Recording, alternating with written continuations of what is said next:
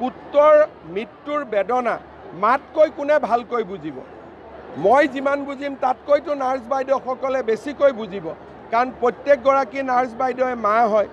গতিকে যিগৰাকীৰ নেগলেক্ট আছিলে তেওঁৰ কাৰণে বাকীসকল কিয় আন্দোলন কৰিব লাগে, কাৰণ মাতৃৰ মমতা আটাইতকৈ ডাঙৰ। সতীৰ্থৰ বেদনা পিছত আহিব, মাতৃৰ মমতা আগত আহিব। চব গ্ৰেপ্তাৰ হোৱাটো কামনা কৰি থাকিব নালাগে, এনেকুৱা কথা কৈ থাকিলে বাকী জাগাত চিকিৎসকসকল প্ৰভোগ হ'ব, কালি পৰহি আন্দোলনত যাব। গতিকে তদন্ত কমিটিৰ প্ৰতিবেদন অহা কালিৰ ভিতৰত মই দিব দিছোঁ, তাৰ পিছত আমি সিদ্ধান্ত ল'ম। নাই, নাৰ্ছসকলে প্ৰতিবাদ কৰিতো লাভ নাই, কাৰণ মই নিজ চকুৰে দেখি আহিছোঁ যে তাত নেগলিজেন্স আছেই। এটা মানুহ, এটা সন্তানৰ মৃত্যু, নাৰ্ছসকলো মা হয়। গতিকে পুত্ৰৰ মৃত্যুৰ বেদনা মাতকৈ কোনে ভালকৈ বুজিব। মই যিমান বুজিম তাতকৈতো নাৰ্ছ বাইদেউসকলে বেছিকৈ বুজিব, কাৰণ প্ৰত্যেকগৰাকী নাৰ্ছ বাইদেৱে মা হয়। গতিকে যিগৰাকীৰ নেগলেক্ট আছিলে তেওঁৰ কাৰণে বাকীসকল কিয় আন্দোলন কৰিব লাগে, কাৰণ মাতৃৰ মমতা আটাইতকৈ ডাঙৰ।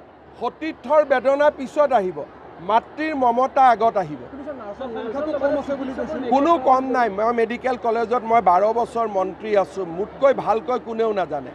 ইয়াত বেছি আছে, নাৰ্ছ বেছি আছে, ডক্টৰ বেছি আছে, 4th গ্ৰেড বেছি আছে, 3rd গ্ৰেড বেছি আছে, GMCত প্ৰয়োজনতকৈ ষ্টাফ বেছি আছে। নলবাৰীত কম আছে মই মানি ল'ম, GMCHত কোনো প্ৰকাৰে কাৰো সংখ্যা কম নাই।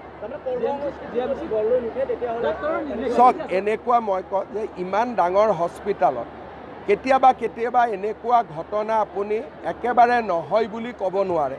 মানুহ মাত্ৰেই ভুল হয়, আৰু ভুলটোক বহুত যদি আমি হেঁচা মাৰি থাকোঁ তেতিয়াহ'লে ভাল কাম কৰা মানুহখিনিও কেতিয়াবা কেতিয়াবা ডিমৰেলাইজ হৈ যায়।